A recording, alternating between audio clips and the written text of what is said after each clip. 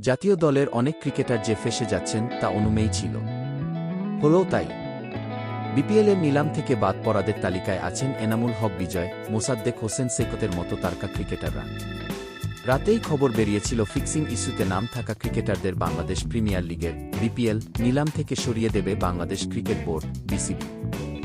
বেলা গড়াতেই কার্যকর হল সেই সিদ্ধান্ত, যেখানে আছে দেশের ক্রিকেটের বড় কিছু নাম। বিপিএলের নিলামের তালিকা থেকে বাদ পড়েছেন মোট ৯ ক্রিকেটার। এই তালিকায় আছেন জাতীয় দলে খেলা ৪ জন, এনামুল হক বিজয়, মোসাদ্দেক হোসেন সৈকত, সানজামুল ইসলাম ও শফিউল ইসলাম। এছাড়া আরও আছেন আলাউদ্দিন বাবু, মিজানুর রহমান, নিহাদুজ্জামান, শিহাব জেমস ও মনির হোসেন খান। বিসিবি প্রকাশিত নিলামের নতুন তালিকায় নেই এই আলোচিত ক্রিকেটারদের নাম। তবে এদের মাঝে কে কে ফিক্সিংয়ের কারণেই বাদ পড়েছেন তা সুনির্দিষ্ট করে বলা যাচ্ছে না, কেননা বিসিবি আনুষ্ঠানিক ঘোষণা করছে না। গত আসরের বিপিএলের ফিক্সিং নিয়ে তদন্তে নামে বিসিবি। ৩ সদস্যের সেই তদন্ত কমিটি দীর্ঘ তদন্ত শেষে বিসিবির কাছে ৯০০ পাতার রিপোর্ট দেয়, যা নিয়ে বিসিবি শরণাপন্ন হয় অ্যালেক্স মার্শালের।